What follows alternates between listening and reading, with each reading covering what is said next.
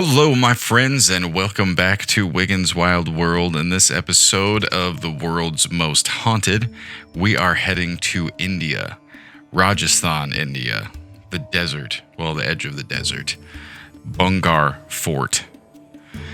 And apparently it is the single most haunted place in all of India. Like, we're talking literally the entire country, this place is the most haunted. So we've got a few stories, some curses, some sorcerers, some princesses. It's a good one. Thank you guys so much for joining us. As I said, welcome to Wiggins Wild World, where we talk about the strange and weird history and interesting stories from our past. And if the strange and unexplained is your thing, maybe drop us a like, maybe subscribe, because that's what we do. Thank you guys so much. Hello? Please tell me about YouTube. Let's get into Bhangarh Fort. All right, so like I said, it is found in Rajasthan, India, between actually the towns of Jaipur and Alwar. It was built on the edge of the Aravalli Hills, surrounded by dry forests and desert. This place is now mostly ruins, collapsed walls, broken temples, completely overgrown courtyards, except for the stuff, obviously, that you get to check out as a tourist. So it was built for a prince. It was once a thriving city. It had temples, palaces, markets, homes. And over time, it was home to about 14,000 people at its peak, like a thriving little metropolis there on the edge of the desert. Eventually, it became abandoned, likely due to war, famine, or invasion. But legends say that it is cursed. And I mean like cursed, like 10 layers of curse. What is it with you and curses? This is cursed. That is cursed. It is considered, as I said, the most haunted place in India. Entries forbidden after sunset. And that's something with me that I'm not 100% sure I think bodes well for this place. Now, hear me out on this. If you're considered the best restaurant that serves dinner, but you close your doors before dinner time and don't ever serve dinner, it's really hard for people to hold up that claim. So people saying that it is the most haunted place in India, but no one can go there after dark is a little strange to me. They say because it's so haunted. But I think you should at least let some people do some documenting about it so you can actually see, so we can see what we're talking about, or we can see what you're talking about it being a haunted place. So, as we said, entries forbidden after sunset. The Archaeological Survey of India has posted a sign that no one can enter the premises after dark. Locals avoid the area, claiming that spirits, own the place and come to life after the sunset, which is, a notch in the it might be real category, because obviously if it's a beautiful place perched on a hill with a bunch of history and the locals are like, no, I'm good, then it probably bodes that place is pretty freaking haunted.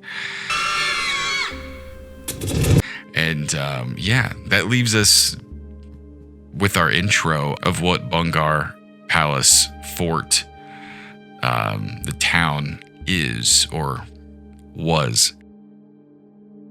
But now the part we've all been waiting for. Let's get into the ghosts, into the hauntings, right? So first up, we've got the Hermit's Curse. Now, they call him the Hermit, but he was more like a sadhu, holy man, teacher, monk type character who lived in a cave in the area. He was a holy man that lived in a cave far before the fort actually existed. So he was respected and known for his deep meditation and focus on his own growth and enlightenment. the local king asked him, actually, if he could build a fort. So the king came to the hermit, to the holy man, and asked him permission if he could build his fort. That man's name was Balu Nath, and he agreed under one condition. The fort's shadow must never touch my cave or my home. Now, over time, the fort got bigger. It grew upward. The wall's shadow eventually, of course, reached the holy man's cave. In anger, Balu Nath, the holy man, exclaimed, "No one will ever live in Bhangarh in peace. Every roof that rises will fall." And true to his curse, one of the things that this fort and palace are known for is that nearly every single building, if not every building, that has ever been raised in Bhangarh does not have a roof because it fell down. So the man had some weight to his cursing, we'll say. So reported sightings of the holy man in Bhangarh. Visitors claim to see a tall man in orange robes, often near the caves, near the outer walls. He carries a wooden staff.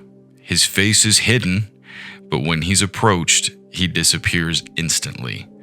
Some hear deep chanting or mantras from the caves at dusk, and locals say the hermit's spirit still walks guarding his land, hoping no one forgets and continues to heed his warnings. Next, we have the sorcerer's curse and the fall of Radhavati. The beautiful princess, known as Radhavati, or also known as the Jewel of Rajasthan, was famous for her intelligence, her beauty, and her grace. Many princes and suitors sought her hand, but she rejected them all.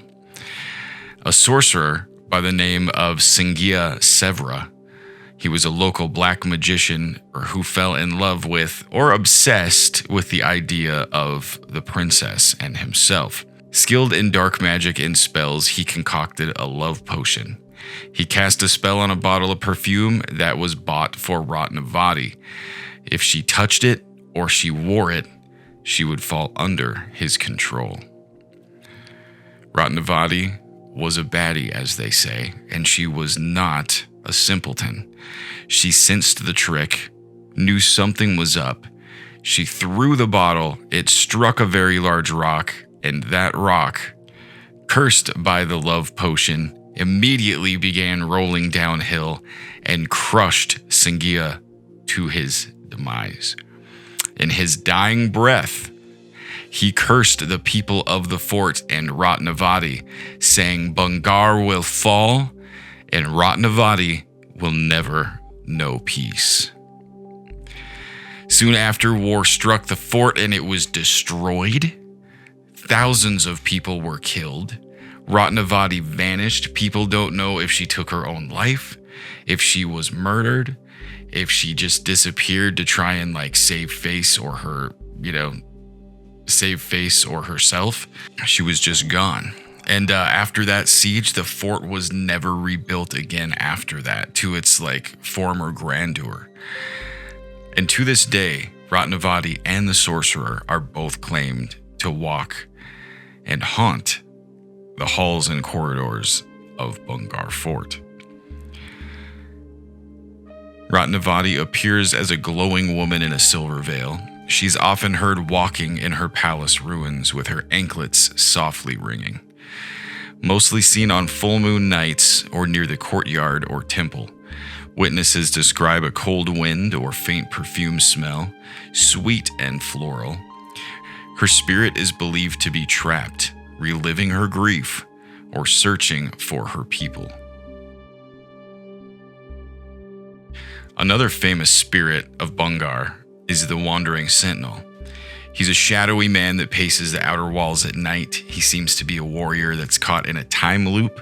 He carries a spear, his armor's clinking, and he can be heard just kind of doing his job forever. He's believed to be a soldier that was there from the final battle when Ratnavati was there, guarding the ruins eternally. He's known to vanish if you actually get his attention and make eye contact or look at him. And locals say he confuses visitors for intruders and tends to follow them, but when he actually makes eye contact or you get his attention, he's gone. The voices of the bazaar is interesting, or bazaar, I guess. They can be heard near the old bazaar ruins. Laughter, bartering, and footsteps when no one is around. People hear voices, arguing, children laughing, running, the smell and sight of old oil lamps, and then they just fade and disappear. A traveler once claimed he was purchasing flowers from a boy in the bazaar ruins, only to turn around while he was exchanging money and the boy was gone. But the next morning, he woke up to flowers on his pillow, the same flowers he was buying from the boy, and he was miles away.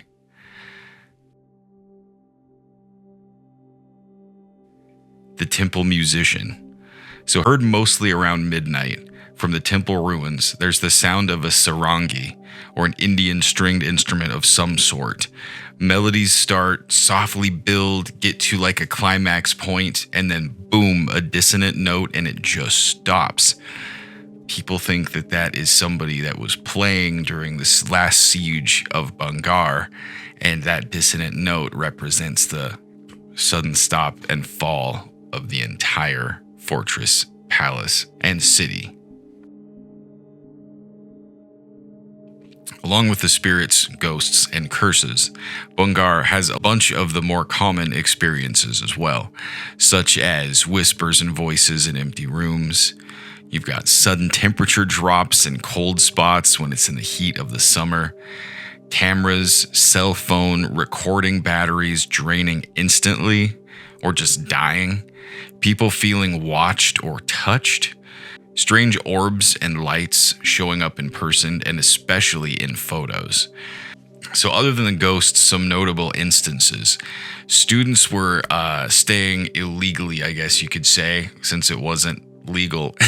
Students were staying overnight without permission in Bhangarh.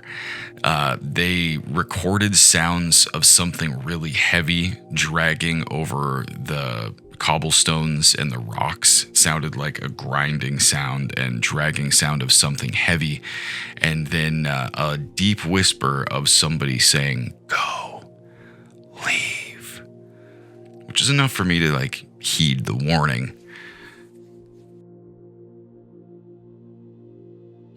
Another notable experience of Bhangarh, a priest decided to stay after dark, as you're not supposed to. He was chanting, doing mantras of cleansing, trying to refresh and cleanse the spirit of Bhangarh. And unfortunately, the next morning, priest's still lit lantern was sitting alone, yet he was nowhere to be found. Bhangarh Fort has a history of its visitors actually fainting or running out, passing out, but many report nausea, dizziness, panic attacks, especially during certain areas after dark. But when it comes to skeptical and scientific views, I don't think that's something necessarily bad.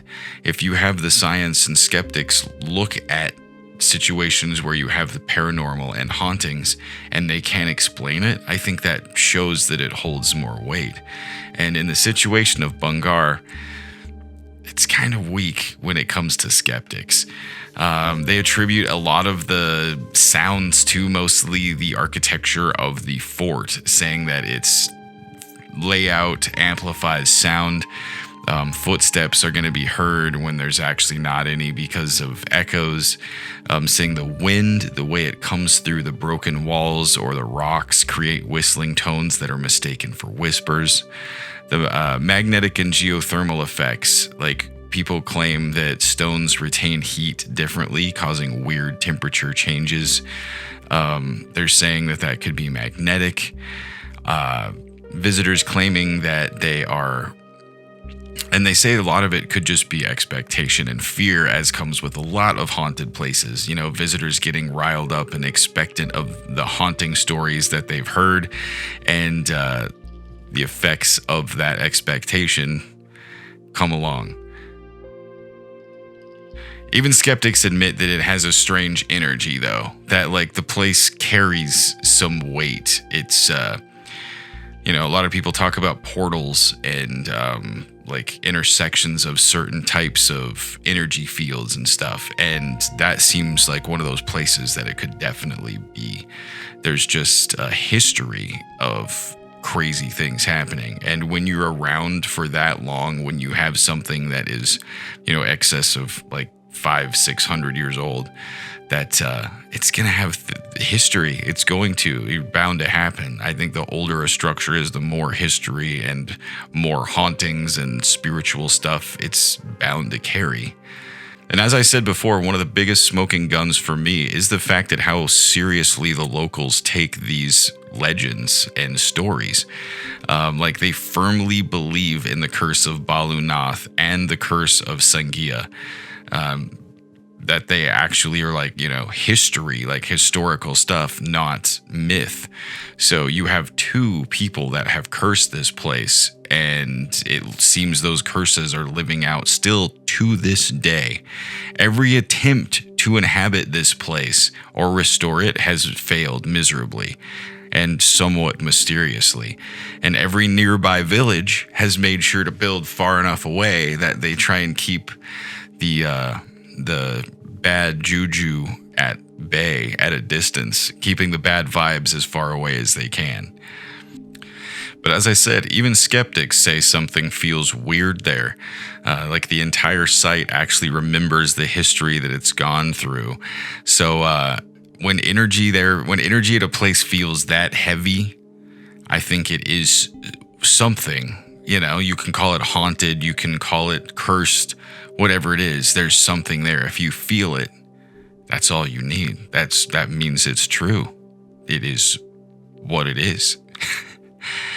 So, I mean, curses explain the ruins' collapse in my mind. Ghost stories explain the sounds and the sensations. So as far as India's most haunted place, Bhangarh Fort, what do you think? This place was surprisingly hard to find any examples of the actual hauntings or people staying overnight. A few people claimed to have done it, but judging by the videos, there was nothing that signified they were actually there. They were there during the day, and then next thing you know, like they're at night and nothing looks like Bhangarh Fort. There was rock walls, but there's so many ruins in other places they could claim to do that. It's hard to say. So, yeah, it was really hard to find examples of it actually being haunted, but you don't get the name of being a country's most haunted place without having some history and some examples. So, that's the history of Bhangarh Fort. And if you had the opportunity or have had the opportunity, would you check it out? Did you check it out? Let me know in the comments, and I hope you guys enjoyed this little dive into one of the world's most haunted locations. And if you did, make sure you like and subscribe. My wife Victoria and I love getting into the strange, odd, and paranormal, and keep bringing content as often as we can. And we really appreciate you being here and really appreciate the support. So thank you guys so much, and we will definitely see you on the next one.